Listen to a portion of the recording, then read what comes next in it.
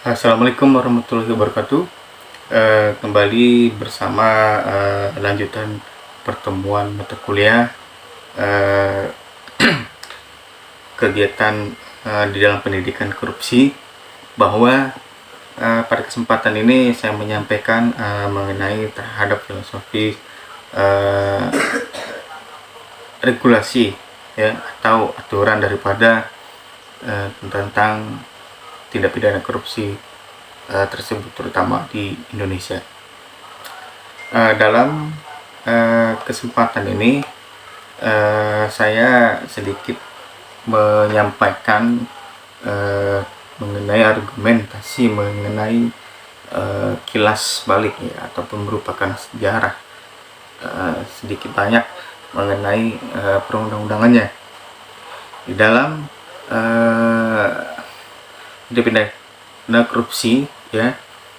Memang di kelompok, ya, ataupun menjadi subbagian daripada yang dasari dari beberapa peraturan perundang-undangan yang pernah lahir, ya, tentu berkaitan dengan upaya pemberantasan. Nah, saya mengkaitkan terhadap pola dasar di antara delik-delik korupsi, ya, dalam KUHP. Kemudian ada peraturan pemberantasan korupsi, ya, terhadap penguasa perang, ini dari angkatan darat ataupun laut. Kemudian Undang-Undang nomor 24 mengenai tindak pidana korupsi. Kemudian Undang-Undang nomor 3 tahun 71 tentang tindak pidana korupsi, tentang Undang-Undang nomor 31 tahun 99 tentang pemberantasan tindak pidana korupsi, dan terakhir atas perubahan dari Undang-Undang nomor 20 tahun 2001. Nah, di sini dalam perkembangannya, dalam pengaturan tindak pidana korupsi ini, ya, perlu diketahui bahwa setiap peraturan, terutama tindak pidana dalam pemberantasan korupsi ini, ya, di Indonesia ini tidak lepas daripada perkembangan dan melalui proses-proses pembaharuan hukum, terutama pidana, ya, pada umumnya. Nah, di sini pembaharuan hukum pidana ini, ya, tentu ada erat kaitannya dengan sejarah perkembangan bangsa Indonesia, terutama sejak reformasi, sebagaimana kita katakan kemerdekaan, ya, sampai saat pembangunan, sampai era reformasi, yang mana saya mengutip daripada pendapat Barda Nawawi Arif bahwa yang melatar belakangi ataupun menjadi urgensi dilakukannya hukum pidana dapat ditinjau daripada aspek sosiopolitik, filosofik, kemudian ada kultural. Di samping ditinjau daripada aspek kebijakan, ya, di sini juga ditinjau dari aspek kebijakan kriminal. Nah, di sini didukung oleh kebijakan daripada penegak hukum. Nah, yang menjadi dasar daripada tindak pidana, ya, saya mendasari terhadap TAP MPR. Ada Undang-Undang nomor 8 tahun 2010 tentang tindak pidana pencucian uang, ataupun Undang-Undang nomor 46 tahun 2009 mengenai pengadilannya, ya, yang berhak untuk mengadili ataupun memeriksa. Kemudian nomor 7 tahun 2006 sebagaimana ratifikasi UNPOL atau tindak pidana korupsi, ya, seperti yang disampaikan sebelumnya. Oleh karenanya perlu adanya dukungan daripada NGO, ya, seperti instruksi presiden ataupun peraturan pemerintah, ya. Kemudian di sini secara saya menegasi bahwa perlu mengkaitkan terhadap asas. Kalau berbicara tentang hukum, asas itu tidak bisa lepas daripada untuk mengurai atau mengutarakan bahwa peran penting yang menyangkut terhadap aturan ya. Oleh karenanya secara asas legalitas ya, sebagaimana tertuang di pasal 1 ayat 1 di KUHP bahwa tidak ada suatu perbuatan yang dapat dipidana terkecuali atas kekuatan aturan pidana dalam perundang-undangan yang telah ada. Nah, sebelum dilakukannya. Oleh karenanya kalau saya artikan dalam bahasa hakim disebut nullum delictum nolla pena sine previl legi penali, yang dapat secara harfiah artinya tidak ada delik ya, tidak ada pidana tanpa ketentuan yang mendahulunya.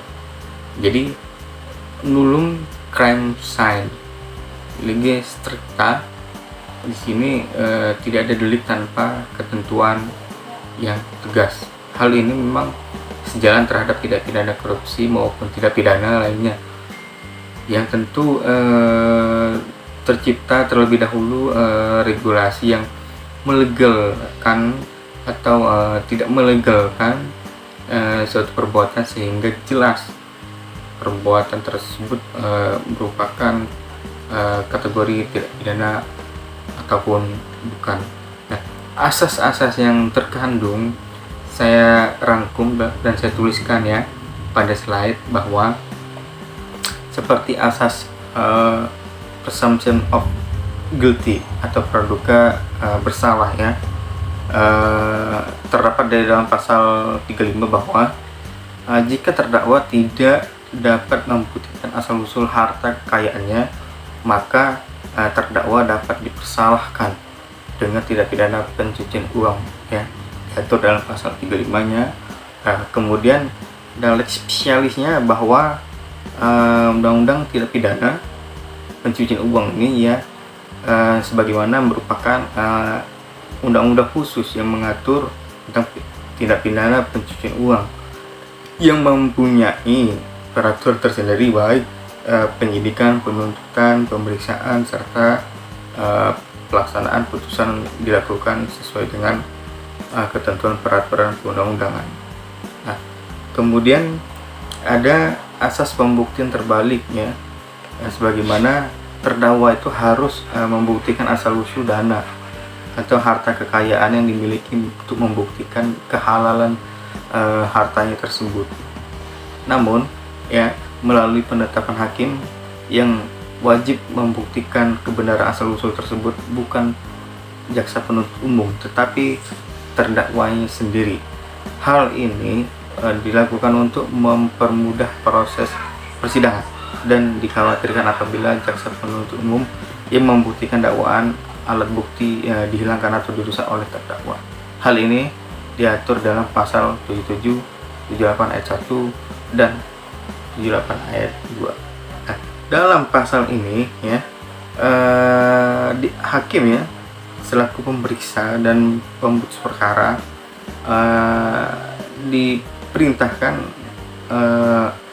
untuk terdakwa sebagaimana dapat membuktikan dalam penerapan pembuktian terbalik ini tidak dapat diterapkan dalam kasus korupsi murni ya, karena melainkan pada kasus korupsi yang memiliki unsur pidana pencucian uang. Nah, oleh karenanya jadi terkait terhadap masalah korupsi ya, terutama ya tidak pidana ini semata-mata hanyalah masalah korupsi ya. Jadi penerapan metode pembuktian terbalik ya, memang secara ini baru menerapkan pembuktian terbalik ini dalam dakwaan pencucian uang.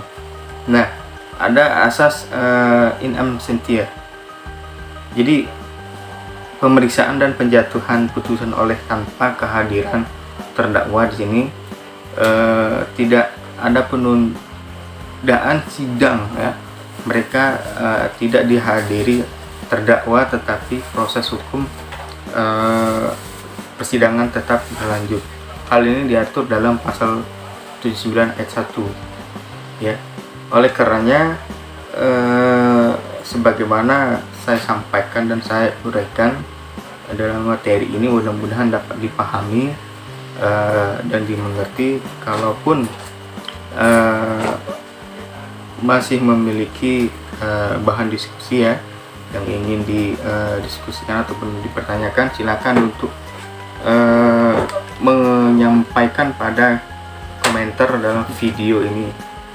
Saya aturkan terima kasih. Demikian, semoga sehat selalu dan diberikan kelancaran dalam melakukan ibadah puasanya. Wassalamualaikum warahmatullahi wabarakatuh.